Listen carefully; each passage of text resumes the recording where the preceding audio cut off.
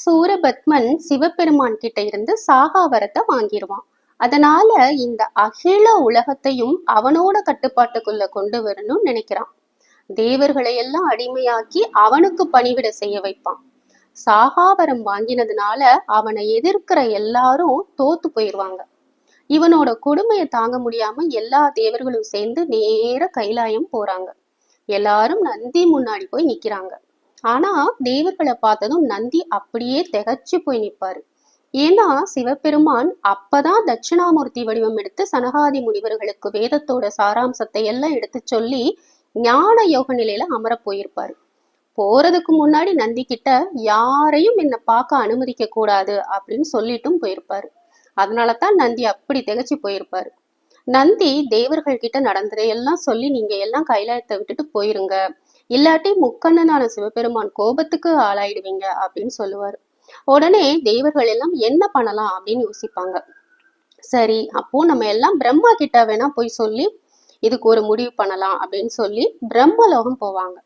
பச்சை பசேல்னு அவ்வளோ அழகா இருக்கிற அந்த பிரம்மலோகத்துல வேதங்கள் மட்டும் இல்லாம ஆயக்கழிகள் 64 அறிந்த அன்னை சரஸ்வதியோட பிரம்மதேவன் அரியாசனத்துல அமர்ந்திருப்பாரு. அப்போ இந்திரன் தேவர்களோட குருவான பிரகஸ்பதிய பார்த்து, குருவே நீங்களே நம்ம படுற கஷ்டத்தை எல்லாம் பிரம்மா கிட்ட சொல்லுங்க அப்படின்னு சொல்ல பிரகஸ்பதியும் சொல்ல ஆரம்பிக்கிறார். அருட்கடலே, நாங்க எல்லாம் சூரபத்மன் என்ற அசுரன் கிட்டையும் சிங்கமுகம் கொண்ட முகாசுரன் கிட்டையும் யானை வடிவம் கொண்ட தாரகாசுரன் கிட்டையும் மாட்டிக்கிட்டு அவ்வளவு கொடுமையை அனுபவிக்கிறோம். பிரம்மலோகம் முதல் பாதாள லோகம் வர சூரபத்மனே தலைவனா ஆட்சி செய்யறான். இத தடுத்து நீங்க தான் உதவணும் அப்படின்னு பிரகஸ்பதி கேட்பாரு. உடனே பிரம்மா, இந்த அரக்கர்கள் இப்ப எங்க இருக்காங்க அப்படின்னு கேட்பாரு.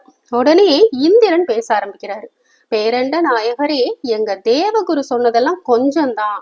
எல்லா தேவர்களும் அசுரர்களோட வேலைக்காரங்களுக்கும் கீழே அவ்வளவு இழிவா நடத்தப்படுறோம். சூரபத்மன் 1008 அண்டங்களுக்கும் உரிமை பெற்ற அரசனா இருக்கான். இப்ப தாரகாசுரனும் எங்களை ரொம்பவே கொடுமைப்படுத்துறான்.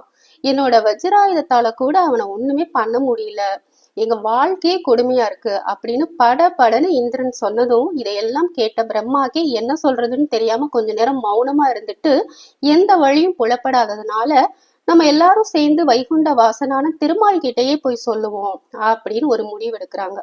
அதன்படி எல்லாரும் பிரம்மலோகத்துல இருந்து வைகுண்டம் புறப்படுறாங்க. இந்த கந்தபுராண தொடர்ச்சிய அடுத்த பதிவுல பார்க்கலாம். வெற்றிவேல் முருகனுக்கு அரோகரா.